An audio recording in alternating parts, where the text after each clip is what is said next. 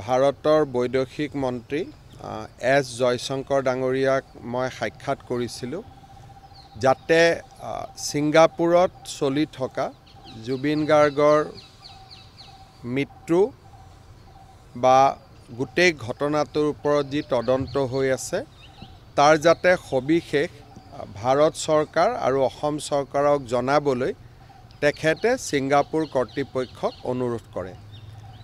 আজি অলপ সময় আগতে ছিংগাপুৰৰ উচ্চ আয়ুক্ত তেখেতকো মই অসম ভৱনলৈ নিমন্ত্ৰণ কৰিছিলোঁ আৰু তেখেতক মই অনুৰোধ কৰিছোঁ যাতে ছিংগাপুৰত যিখিনি জুবিন গাৰ্গৰ মৃত্যুৰ ঘটনাক লৈ তদন্ত হৈছে সেই তদন্তৰ সবিশেষ আমাক যিমান সোনকালে পাৰে তেখেতসকলে যাতে অৱগত কৰে যাতে ই অসম আৰক্ষীৰ তদন্তত সহায়ক হ'ব পাৰে। সেই বিষয়ে আমাৰ ইতিমধ্যে প্ৰক্ৰিয়া চলি আছে। যোৱাকালি ছিংগাপুৰে আমাক বিচাৰিছিলে যে SITৰ কোন কোন আৰক্ষী বিষয়া ছিংগাপুৰত যাব আৰু আলোচনাৰ বিষয়বস্তু কি হ'ব। যোৱাকালিয়ে ভাৰত চৰকাৰৰ বৈদেশিক মন্ত্ৰালয়ে ছিংগাপুৰ কৰ্তৃপক্ষক জনাইছে যে অসম পুলিচৰ এই দুজন আৰক্ষী বিষয়া যাব খোজে আৰু ডিছকাশ্যনৰ এজেণ্ডা এই 4টা পইণ্ট।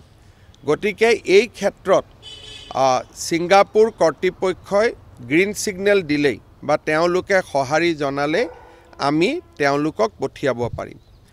ছিংগাপুৰ পুলিচেও তদন্ত প্ৰক্ৰিয়া চলাই আছে আৰু তেওঁলোকৰ আদালততো ছিংগাপুৰে 3 মাহৰ ভিতৰত অভিযোগনামাই হওক বা ক্লোজাৰ ৰিপৰ্টে হওক তেওঁলোকেও তেওঁলোকৰ আদালতত 3 মাহৰ ভিতৰত দিয়াৰ যিটো নিয়ম ভাৰতত যেনেকৈ 3 মাহৰ ভিতৰত দিব লাগে ছিংগাপুৰতো 3 মাহৰ ভিতৰত দিব লাগে।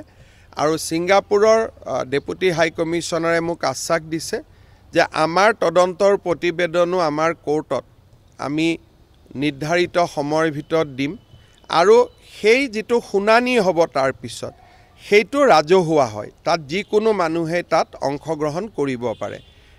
তেওঁলোকে কৈছে যে খালি ইনভেষ্টিগেশ্যন চলি থকা সময়ত আমাৰ পুলিচে কথা নকয়, সেইটো আমাৰ নিয়ম আৰু সেইটো কাৰণেই আমাক তেওঁলোকে অসমৰ ৰাইজক আহ্বান জনাইছে যে বিশ্বৰ ভিতৰতে ছিংগাপুৰ পুলিচৰ এটা নাম আছে তদন্তৰ ক্ষেত্ৰত।